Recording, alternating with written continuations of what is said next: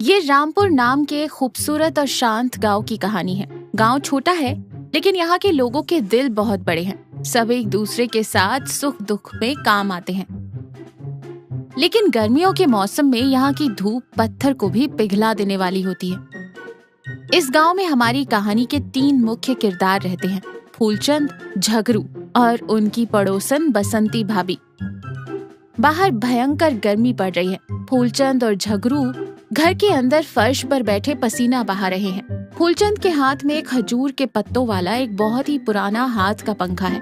फूलचंद पसीना पोंछते हुए और पंखा झलते हुए कहता है, अरे झगरू, इस बार की गर्मी देख रहा है? ऐसा लग रहा है जैसे सूरज अपना घर बार छोड़कर सीधा मेरी छत पर ही आकर बैठ गया है। भाई, जान निकली जा रही है। झगरू अपनी शर्ट से मुंह का पसीना पोंछते हुए कहता है, सच कह रहा है फूलचंद, मेरे शरीर से खून से ज्यादा तो पसीना बाहर निकल रहा है। मेरे पसीने से तो आराम से 1 बाल्टी पानी भर जाए। और ऊपर से तेरे हाथ में जो ये पंखा है, इसकी भी हालत देख ले। ये भी अब आखिरी सांसें गिन रहा है। अब इसे रिटायरमेंट दे दे भाई। फूलचंद पंखे को बड़े प्यार से देखते हुए कहता है, रिटायरमेंट? क्या बकवास कर रहा है बे पगले। ये मेरे दादाजी के जमाने का पंखा है। ये अभी आराम से 2 साल और बिना रुके चलेगा। बस धागे से थोड़ा बांधना पड़ेगा, फिर देख कैसे एकदम नए जैसे हवा देगा। फालतू में पैसे बर्बाद करना मेरी डिक्शनरी में नहीं है। तभी पड़ोस में रहने वाली बसंती भाभी हाथ में एक बड़ा सा स्टील का ग्लास लिए मजे से ठंडी छाछ पीते हुए अंदर आती हैं। भाभी हंसते हुए और छाछ पीते हुए कहती है, क्या हो रहा है फूलचंद? तुम दोनों तो गर्मी में पापड़ की तरह सूखते जा रहे हो। शक्ल देखकर लग रहा है जैसे पसीने से ही नहा लिया हो। फूलचंद चिढ़कर कहता है, क्या है भाभी, जब देखो हम पर हंसती रहती हो। अब गर्मी के मौसम में गर्मी नहीं तो क्या शिमला जैसी बर्फ गिरेगी? हम गरीबों की किस्मत में तो पसीना ही लिखा है। बसंती भाभी गर्व से मुस्कुराते हुए कहती है, अरे वारे मेरे गरीब, तेरे बैंक अकाउंट में जितने पैसे हैं ना, उसे देखकर गांव के आधे लोगों को चक्कर आ जाए। कंजूसी छोड़, मेरी बात सुन। मैंने कल ही शहर से एक नया जंबो कूलर फैन मंगवाया है। भाई साहब, क्या हवा देता है। ऐसा लगता है जैसे मैं मनाली की वादियों में बैठी हूँ। कल रात को इतनी ठंडी लगी कि मुझे 2-2 कंबल ओढ़ने पड़ गए। झंगरू ललचाई आंखों से देखते हुए कहता है, सच में भाभी, क्या हम भी थोड़ी देर के लिए तुम्हारे उस पंखे की हवा खा सकते हैं? अरे झगरू, तू इसके साथ रह रहकर बिल्कुल इसी के जैसा कंजूस होता जा रहा है। मैं फ्री में हवा क्यों खाने दूं? अरे फूलचंद, थोड़ी सी कंजूसी किनारे रख और एक बढ़िया सा पंखा या छोटा कूलर ही खरीद ले, वरना इस भयंकर गर्मी में तेरी कंजूसी के साथ साथ तू भी पिघलकर बह जाएगा। बसंती भाभी हंसते हुए अपने घर वापस चली जाती है। फूलचंद गहरी सोच में डूब जाता है। फूलचंद और झगरू चाय की टपरी पर एक बेंच पर बैठे चाय पी रहे हैं। आसपास ज्यादा भीड़ नहीं है। झगरू चाय का खाली ग्लास किनारे रखते हुए कहता है, तो क्या सोचा फूलचंद, नया कूलर खरीदने का पक्का इरादा कर लिया क्या? लेकिन देख भाई, नया कूलर कम से कम 2-3 हजार का आएगा और तेरी जेब से तो 10 रुपए भी मुश्किल से निकलते हैं। तू कूलर के लिए इतने पैसे कहाँ से लाएगा? पैसे तो बहुत है मेरे पास झगरू, लेकिन नया कूलर खरीद कर मैं दुकानदारों को अपना खून पसीने का पैसा क्यों दूं? मेरे दिमाग में एक बहुत ही जबरदस्त आइडिया आया है। झगरू डरते हुए और हाथ जोड़ते हुए कहता है, हे भगवान, अब तू फिर से कौन सा नया खुराफाती आइडिया ले आया? पिछले साल भी तूने ऐसे ही पैसे बचाने के चक्कर में पुराना छाता खरीदा था। बारिश आई तो छाता उल्टा हो गया और हम दोनों भीगकर कुत्ते की तरह कांप रहे थे। भाई, हाथ जोड़ता हूँ, कोई उल्टी सीधी हरकत मत करना। फूलचंद झगरू के कंधे पर हाथ मारते हुए कहता है, अरे डरपोक, इस बार एकदम पक्का और फूल प्रूफ प्लान है। तुझे पता है, कल सुबह पास वाले गांव में चोर बाजार लगने वाला है। मैंने गांव वालों से सुना है कि वहां सारा सामान पानी के भाव मिलता है। झगरू आंखें फाड़कर हैरानी से कहता है, चोर बाजार? पागल हो गया है क्या? वहाँ तो सारा चोरी का माल मिलता है। कल अगर वहाँ पुलिस आ गई तो बिना बात के हम दोनों भी अंदर चक्की पीसेंगे। मुझे बहुत डर लग रहा है भाई। अरे मूर्ख, नाम ही उसका चोर बाजार है, लेकिन वहाँ लोग अपना पुराना और कबाड़ सामान भी सुधार कर बेचते हैं। मुझे पता चला है कि वहाँ इलेक्ट्रॉनिक का सामान बहुत ही सस्ता मिलता है। कल सुबह सुबह हम दोनों वहाँ चलेंगे और मोल भाव करके एक सस्ता सा कूलर उठा लाएंगे। बसंती भाभी का तो मैं मुंह ही बंद करवा दूंगा। झगरू थोड़ा शक के साथ कहता है, ठीक है, तेरी मर्जी, लेकिन भाई वहाँ जरा संभल कर रहना। चुपचाप सामान लेना और बिना किसी लफड़े के वापस आ जाना।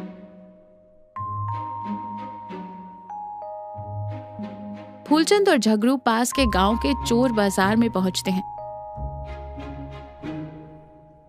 जमीन पर चारों तरफ पुराना और कबाड़ का सामान बिछा हुआ है। फूलचंद की नजर एक पुराने कबाड़ी वाले के पास रखे एक जंग खाए और अजीब से दिखने वाले कूलर पर पड़ती है। दोनों वहां पहुंचते हैं। फूलचंद कबाड़ी वाले से कूलर की तरफ इशारा करते हुए कहता है, हाँ भैया, इस लोहे के डिब्बे, मेरा मतलब है इस कूलर का क्या भाव रखा है? कबाड़ी वाला कूलर पर कपड़ा मारते हुए बड़े शान से कहता है, ये साहब, ये कोई ऐरा गैरा कूलर नहीं है, इसे अंटार्कटिका ब्रांड कहते हैं। एक बार आपने इसका बटन दबा दिया ना तो समझो आपके कमरे में बर्फ गिरने लगेगी। बस 100 रुपए का है, ले जाइए। झंगरू धीरे से फूलचंद के कान में फुसफुसाते हुए कहता है, 100 रुपए? भाई इसकी शक्ल देख, ऐसा लग रहा है जैसे किसी ट्रक के नीचे से निकल कर आया है। इसमें तो मोटर भी फिक्स्ड है या नहीं मुझे डाउट है। छोड़ना यार इसे। फूलचंद झगड़ू को हल्का सा धक्का देता है और कबाड़ी वाले से हंसते हुए कहता है, 100 रुपए? अरे भैया, सुबह सुबह मजाक क्यों कर रहे हो? इसके चारों तरफ जंग लगा है और इसके पंखे की पंखुड़ियाँ भी टेढ़ी हो रही हैं। अगर मैं इसे कबाड़ में भी बेचूं ना तो मुझे 5 रुपए भी नहीं मिलेंगे। देख, मेरी जेब में बस 10 रुपए का नोट पड़ा है, इतने में देना है तो दे, वरना मैं कोई और दुकान देख लूं। कबाड़ी वाला झूठा गुस्सा दिखाते हुए कहता है, 10 रुपए? साहब जी, मेरे छोटे लड़के की पॉकेट मनी भी इससे ज्यादा है। 10 रुपए में तो आजकल ढंग की चाय नहीं मिलती, ना आपकी ना मेरी। 50 रुपए दे दो और ले जाओ। फूलचंद मुड़कर जाने का नाटक करता है। 15 रुपए दूंगा, उससे एक फूटी कौड़ी ऊपर नहीं। चल रहे झगड़ू, यहाँ तो सिर्फ लूट मची है, वापस चलते हैं। कबाड़ी वाला जल्दी से सोचकर और फूलचंद को रोकते हुए कहता है, अरे रुकिए साहब, ठीक है, ले जाइए 15 में ही। वैसे भी ये 6 महीने से मेरी दुकान की जगह घेर कर बैठा है, इसे दूंगा तो कम से कम इसकी जगह कोई दूसरा कबाड़ तो रख पाऊंगा। फूलचंद अपनी जेब से बहुत मुड़ा तोड़ा हुआ 10 का नोट और 5 का सिक्का निकालकर उसे देता है और कूलर उठा लेता है। झगड़ू कूलर को बड़े शक की नजरों से देख रहा है। झगड़ू कूलर को उठाते हुए कहता है, फूलचंद, ये मुझे सच में सिर्फ एक खाली डिब्बा लग रहा है। इसके अंदर तो तार भी ठीक से नहीं दिख रहे। तुझे यकीन है कि ये काम करेगा? अरे झगड़ू, इसमें तार नहीं, इसके अंदर जादू भरा है। घर चलकर मैं इसमें ऐसा छोटा सा रिपेयरिंग का कमाल करूंगा कि तू देखता रह जाएगा। आज रात तो पक्का कंबल ओढ़कर सोना पड़ेगा भाई, जल्दी चल। फूलचंद और झगड़ू किसी तरह हाफते हुए उस भारी कूलर को घर के अंदर लाते हैं। फूलचंद उसे कमरे के कोने में सेट करता है। खटपट की आवाज सुनकर बसंती भाभी भी वहां आ जाती है और नाक पर रुमाल रखते हुए कहती है, हे भगवान, ये क्या कबाड़ उठा लाया फूलचंद? सुबह गांव में कूड़े वाली गाड़ी तो आई थी, तूने ये कचरा उसमें क्यों नहीं डाल दिया? घर में क्यों सजा रखा है? फूलचंद अपनी शर्ट का कॉलर खड़ा करते हुए गर्व से कहता है, भाभी, ये कोई कचरा या कबाड़ नहीं है, ये है अंटार्कटिका ब्रांड का स्पेशल कूलर। बस 10 मिनट रुको, फिर देखना ये घर कैसे शिमला बन जाता है। तुम्हारा वो जंबो फैन भी इसके आगे पानी भरेगा, पानी। फूलचंद बड़े उत्साह के साथ कूलर के निचले हिस्से में पानी भरता है, बिजली का प्लग लगाता है और एक गहरी सांस लेकर स्विच ऑन करता है। झगड़ू और बसंती भाभी एकदम ध्यान से कूलर को देख रहे हैं। पहले 5 सेकंड तक कुछ भी नहीं होता। झगड़ू डर के मारे पीछे हटते हुए कहता है, क्या हुआ फूलचंद? इसमें से तो कोई आवाज ही नहीं आ रही, कहीं ये फट तो नहीं जाएगा ना? अचानक उस कूलर के अंदर से घड़-घड़, टक-टक, घड़-घड़ जैसी भयंकर आवाजें आने लगती हैं। ऐसा लगता है जैसे कमरे में कोई पुराना ट्रैक्टर चालू हो गया हो। कूलर जोर जोर से हिलने लगता है, लेकिन हवा का एक झोंका भी बाहर नहीं आता। झगड़ू अपने दोनों कान मजबूती से बंद करते हुए कहता है, अरे फूलचंद, ये हवा तो नहीं दे रहा, पर शोर ऐसा कर रहा है जैसे घर गिर जाएगा। इसके अंदर क्या कोई मेंढक घुस गए हैं? बंद कर भाई इसे, मेरे कान के पर्दे फट जाएंगे। फूलचंद घबराते हुए पर बात संभालने की कोशिश करते हुए कहता है, अरे शांत रह झगड़ू, अभी तो ये बस स्टार्ट हुआ है। पुरानी मशीन है ना, पिकअप पकड़ने में थोड़ा टाइम लेती है। अभी देखना हवा का तूफान आएगा। तभी अचानक से कूलर की मोटर बहुत तेज घूमती है। एक झटके के साथ अंदर से बहुत तेज हवा आती है, लेकिन ठंडी हवा के बजाय कूलर के अंदर महीनों से जमा सूखा घास, धूल, मिट्टी और मकड़ी के जाल एक साथ उड़कर सीधा बसंती भाभी के मुंह पर आ जाते हैं। बसंती भाभी पूरी तरह धूल से सनकर और जोर जोर से खांसने लगती हैं। हाय दैया, मेरी आंखें, क्या कर दिया तूने फूलचंद? अरे मेरी आंखें जल रही है, मुझे अंधा कर दिया क्या? और मेरी नई साड़ी, पूरी साड़ी का सत्यानाश कर दिया इस कबाड़े ने। फूलचंद पूरी तरह घबरा कर और जल्दी जल्दी स्विच बंद करने की कोशिश करता है। अरे भाभी, माफ कर दो भाभी, मुझे लगा था अंदर से साफ होगा। मैं अभी साफ कर देता हूँ, सब ठीक हो जाएगा। इससे पहले कि फूलचंद स्विच बंद करता, कूलर भच्च की आवाज के साथ बंद हो जाता है और पीछे से काला धुआं निकलता है और कूलर हमेशा के लिए बंद पड़ जाता है। फूलचंद कितनी भी कोशिश करता है वो दोबारा चालू नहीं होता। झगरू अपनी हंसी मुश्किल से रोकते हुए कहता है, हो गई तेरी अंटार्कटिका की ट्रिप पूरी, अब आ गया स्वाद, खुल गई आंखें तेरी फूलचंद। तेरे 15 रुपए भी पानी में डूब गए, अब इस कचरे को उठा और बाहर नाली में फेंका।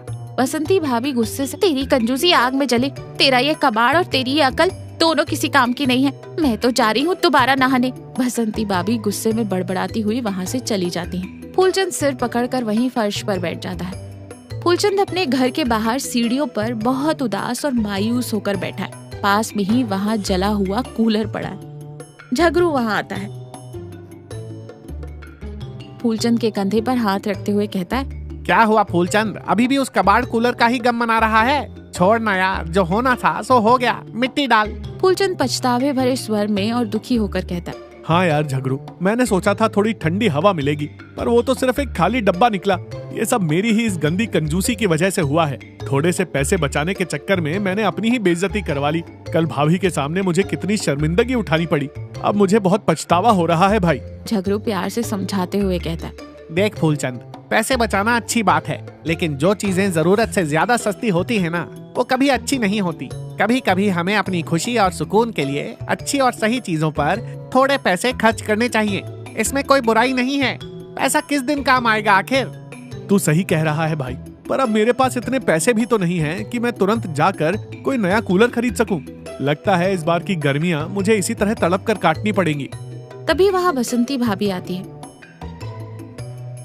आज उनके चेहरे पर कल वाला कोई गुस्सा नहीं, बल्कि उनके हाथों में एक साफ सुथरा और अच्छे से चलता हुआ पुराना टेबल फैन है। भाभी उस फैन को फूलचंद के सामने रखते हुए कहती है, ये ले फूलचंद, इसे रख ले। वो हैरानी से सिर उठाते हुए कहता है, ये क्या है भाभी? क्या अब तुम फिर से मेरा मजाक उड़ाने आई हो? पागल है क्या? ये मेरा पुराना टेबल फैन है। मैंने कल नया ले लिया था ना, तो ये घर में बेकार रखा था। रात को जब मैं ठंडी हवा में सो रही थी तो मुझे तेरी याद आई कि तू गर्मी में तड़प रहा होगा। मुझे नींद नहीं आई। अरे जब पड़ोसी ही परेशान हो तो इंसान चैन से कैसे सो सकता है? तू इसे रख ले, ये तेरे बहुत काम आएगा। फूलचंद आंखों में आंसू भरते हुए और भावुक होकर कहता है, लेकिन भाभी, कल मेरी वजह से आपकी नई साड़ी खराब हो गई थी। आपने मुझ पर इतना गुस्सा भी किया था, फिर भी आप मेरी मदद कर रही हैं। मुझे अपने आप पर बहुत शर्म आ रही है। अरे बुद्धू, वो तो कल का गुस्सा था जो उसी वक्त खत्म हो गया। गुस्सा 2 पल का होता है, लेकिन पड़ोसियों से रिश्ते जिंदगी भर के होते हैं। कल को मुझे कोई दिक्कत होती तो क्या तू मेरी मदद करने नहीं आता? और हाँ, एक और बात बतानी थी। सुबह सुबह कबाड़ी वाला आया था। मैंने तेरा वो अंटार्कटिका वाला कूलर उसे 20 रुपए में बेच दिया। ये ले तेरे 5 रुपए का प्रॉफिट। बसंती भाभी एक 5 रुपए का सिक्का फूलचंद के हाथ में रख देती है। फूलचंद हैरानी और खुशी से ठहाका लगाते हुए कहता है, अरे वाह भाभी, आप तो मुझसे भी बड़ी व्यापारी निकली। आप तो मेरी भी गुरु हो। तीनों मिलजुल कर जोर जोर से हंसने लगते हैं। फूलचंद हमेशा के लिए अपनी कंजूसी छोड़ने का फैसला करता है। बसंती भाभी का दिया हुआ फैन चालू होता है और फूलचंद और झगरू सुकून से उसकी ठंडी हवा का मजा लेते हैं।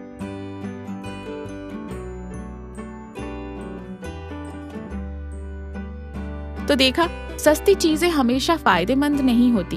अपनी खुशी और जरूरत के लिए सही जगह पर पैसा खर्च करना ही समझदारी है। और सबसे बड़ी बात, पैसा चाहे कितना भी हो, लेकिन अच्छे पड़ोसी और दोस्त ही इंसान की असली दौलत होते हैं। वे हर मुसीबत में बिना किसी स्वार्थ के हमारे साथ खड़े रहते हैं।